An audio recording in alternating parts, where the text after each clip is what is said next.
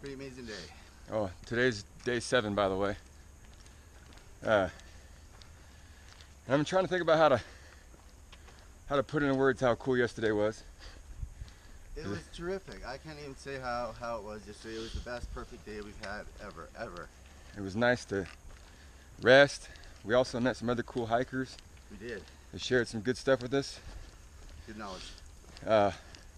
Everybody has positive things to say about Oregon and how great it is to hike. We're very lucky. Which that's encouraging. We also met some locals. And we went to Ashland. Well, first we came to where we live. We lived for like kings for a day. Yeah. Then we went to Ashland. We walked around, tried some beers, saw the sights. Did Shakespeare thing, saw it, left it. No big deal. No big deal. No big deal. We met this old local man at our lodge. He was real talkative, told us his life story. Poor guy lost his dog. Lost his dog. Now somebody had called him and said they found it on the Pacific Crest Trail, but that they had to keep on going, so they left him with some British guy. That was all the information he had. He was 70 years old. Cool dude. Super cool dude. But that night when we returned from Ashland, we were the only room on the main floor. Only room. And that guy, he walked by our window with his dog. So we got to pop out and be like, "Oh, hey, we're glad you found your dog." He was like, "Oh, thanks." He was so happy. And that was a cool little story. It was. He was a cool guy, and I'm glad he got his dog back. He actually says his property's on the trail, and we'll probably oh yeah, we'll pass it. Try to we'll walk past it. He owned 52 cars, mind you. 52 cars. Yeah, he said 2 cars, but it's 52. He told us his life story, like I said. We know everything about this man. Yes, we do. But yesterday was great. That's the point of the story. And I feel good.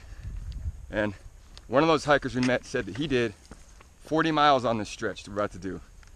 I would like to do at least half that. I'm only able to try. I want to get more than 17, so that's almost 20. So hey, we're almost there. Yeah, we're trying to at least beat our record of 16.8. But no, wish us luck. Happy trails. Bing bong. So we actually forgot to mention one of the most important things about yesterday is we were able to purge. Purge everything we didn't want. I probably lost 10 pounds yesterday. No joke. We got rid of a lot of crap. Some things were a little difficult to get rid of. I got rid of a thermal shirt that I had never even worn.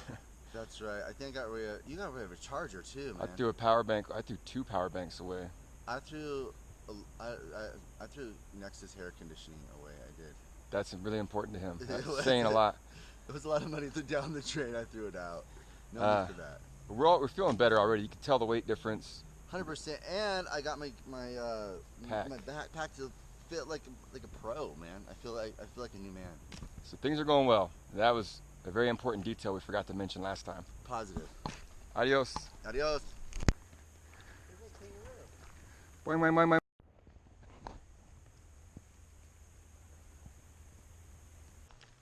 Seen deer, rabbits, rattlesnakes, now some horses. Still no bears and cougars yet. As you can probably guess by our last video, we didn't get up and leave super early today. We did not. I would say we were probably actually putting feet on the ground a little after 9:30. Yeah, we got kind of late. And the good news is we've already done 10 miles and it's only 2:15. And it was easy peasy Japanesey. Hardly any stops. We've actually already been sitting here, so we probably did it in about 4.5 hours. Yeah, we did, yeah. Which is really promising, and I'm feeling even more confident we can actually do those 20 today. Yeah, I think we probably can. And yeah, just want to give you an update. And this is where we are and what we're doing. Peace out. We've come across quite a few little meadows like this, and I always stop and look around because I would love to see a bear down there just frolicking, having a good old time, and I could film him. But alas, I've seen none. I can't even feel none of my top toes. What are we gonna do, Alvin? They'll come back. Look and feel that. Look and feel that? What am I supposed to feel? I'm gonna touch your toes? My foot. Bend over to the floor, touch your toes. Look, when I go like that, it's like... It's floppy and whatnot? Oh my god, it's clearly dead. We're gonna have to stop this fucking thing. You better find somebody else to carry you back to camp. Dude, you have to suck the foot.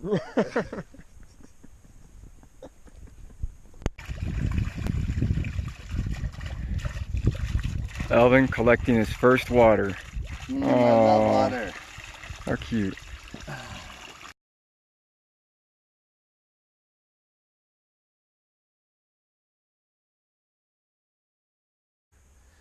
A quick recap of today. Stopping at Callahan's and resting our feet. Although kind of risky because we're already a few days behind. Best choice ever. Best thing ever. The rest didn't good. We also got to ditch all the stuff out of our packs. Still going awesome with that. We were booted. We're gonna do 18.8 miles today. Woohoo! Almost 20. Almost 20. And the only reason we couldn't make 20 is not because we're tired, because the sun's going we're away. running out of daylight. Yeah.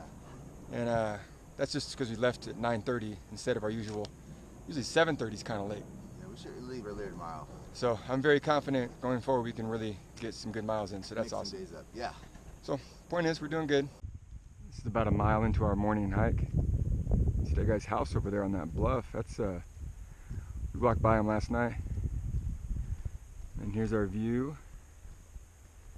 You know, it's not bad, it's not bad. It's party. Yeah.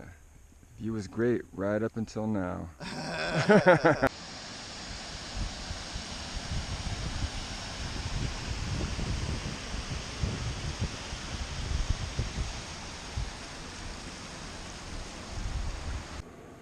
So we made it to that Hyatt Lake Resort. We did. Ended up being a cool thing. Got some Skittles. I was a little ahead of Elvin. I actually got a ride from a person. So I got here. I've been on my feet here.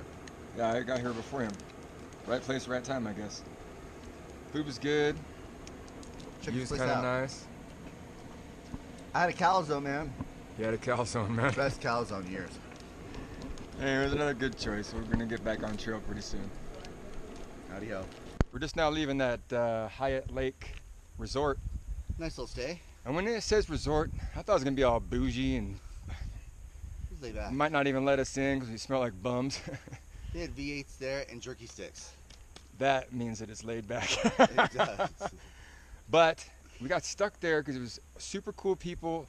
It's just hard to leave sometimes. Everybody's so damn nice. I want to stay there all day. As a matter of fact, he picked me up on the road. He happened to be driving by, the guy that owns the place. Gave me a ride in. I had a and then- vision quest on the other side of the lake. Yeah, Elvin was a little behind me. He got a little lost. I made it to it though. He did make it. did. Not too terribly long after me. And then he gave us a ride back to the trail for free. He did. We ate and drank and were merry. He told us his whole life story. I know about his great-great-grandpas settling Brookings, Oregon. And Harris Beach And to my Harris cousins. Yeah. But it was a great time. And everybody we've met so far is so nice and so friendly. This has been a really, really enjoyable trip. It's the best. I've been reflecting because I've been in nature for 8 days straight, so you have a lot of time to do so. And I've been thinking about how on this trail everything seems to fall together. You always seem to be at the right place at the right time to meet super cool locals or fellow hikers or this trail magic or these trail angels or to catch that ride. And everything seems to play out the way it's supposed to. And I've been thinking about Elvin and how maybe he's here for a reason too. I have a really bad habit of when I'm presented with a challenge or an obstacle, I don't just want to beat it. I want to smash it. I want to crank out as many miles as I can every day and feel like I had defeated this trail and showed it that it was never going to beat me. Ever. Right? And at the end, would I have felt accomplishment and a sense of victory? Absolutely. Would I have enjoyed it? In some ways, yeah. But Elvin being here, those first few days, we went real slow. I've heard lots of stories about how guys like me hit the trail, try to crank out 30 miles their first day. They destroy their feet, blow out their legs, spend the next 2 or 3 days licking their wounds, taking 0 days or almost 0 days. And very likely that would have happened to me. So maybe these first few crap days were good for me. Ease my way into it. I'm feeling good right now. Also, Elvin wants to go to these little side towns, do all these little things, and I piss and moan about how it's a waste of time.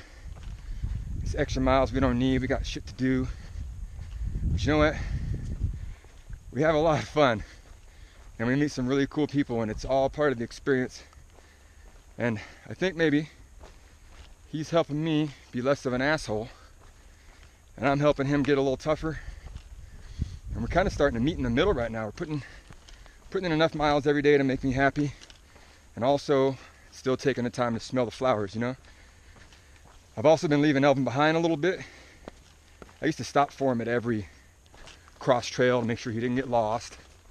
I used to fetch his water for him and filter it, because he was usually behind me, so I would just get it ready when he showed up. But I've been leaving him to do his own things. Today on the way to the resort, he got lost because I was way far ahead of him. And he stopped and asked the guy for directions, and he ended up finding it on his own, which is a huge thing for him. He had that video where he fetched his own water yesterday. So he's coming along great. And I really think maybe things are playing out the way they were supposed to. So I'm hiking along, and I come across a true hiker. Guy started in Mexico. He's already gone 1,700 miles. I met him at the Oregon-California border, and he stopped off in Ashland for a few days. Already caught up to me. I saw him and said, "Hey, what's up, Mr. Monkey Man? You mind if I tag along with you and see what it's like to roll with the big boys?" I thought I was ready. I'm trucking behind him, I wasn't ready. 2 miles and I had to drop out. These guys are savages. You ever seen a blister grow on top of another blister? Well, if you haven't, you have now.